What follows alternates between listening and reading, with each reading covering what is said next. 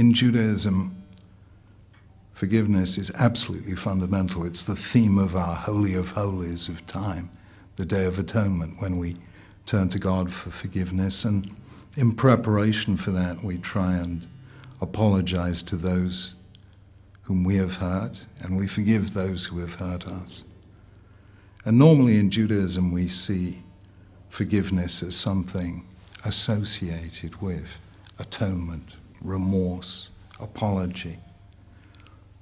But Maimonides, our greatest sage of the Middle Ages, rules that if the other person does not apologize, you are still free to forgive, and you should.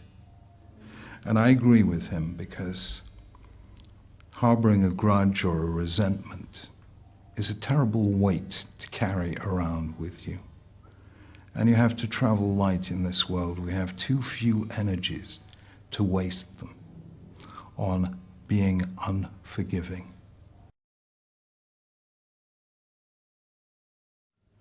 The search for perfect justice in this world is impossible. So try and create a just society as far as it lies within you.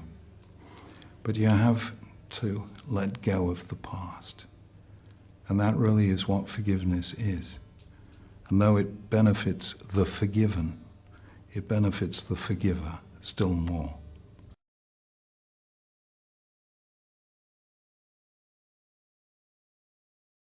You cannot forgive while evil is ongoing. That simply is, in my humble view, irresponsible. I may forgive somebody who is planning a suicide bombing attack.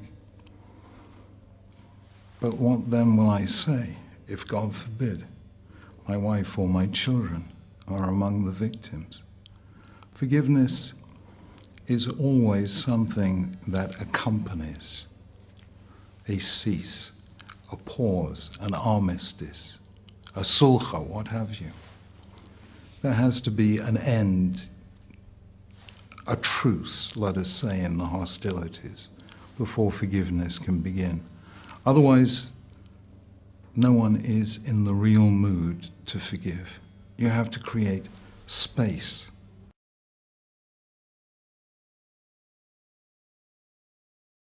I mean, if I harm you, the natural thing is for you to harm me. That is a chain of cause and effect, which destroyed many ancient societies and is destroying many at this moment.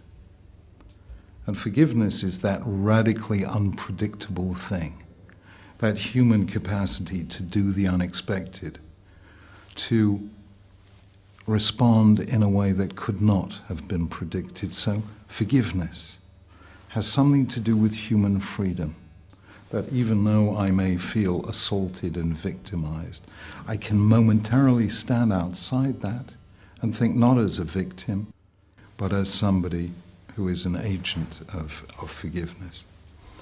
And because of forgiveness, we are not condemned endlessly to replay the conflicts of the past. And that is why forgiveness is logically and psychologically related to hope.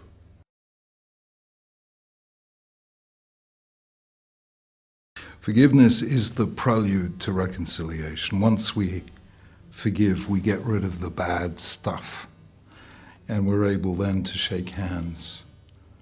And because we've been liberated from the past, together plan a future in which we work together instead of against one another.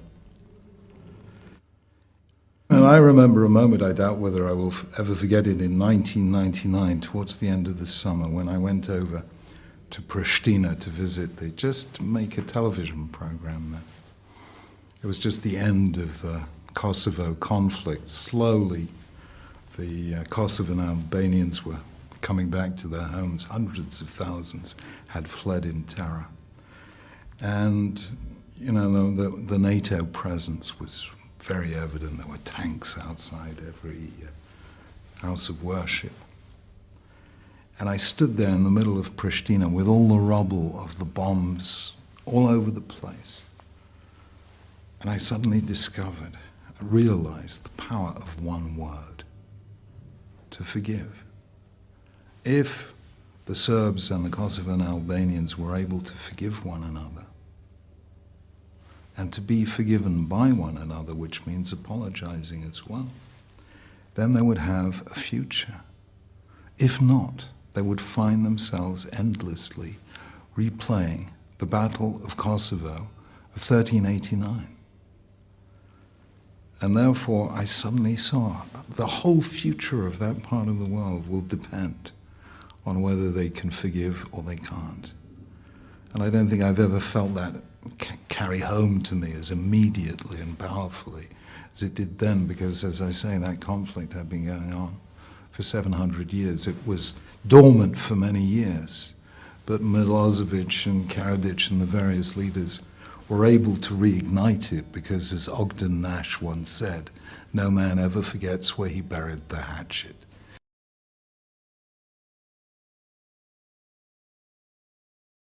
If you focus on children, or even on grandchildren not yet born, then you're facing towards the future.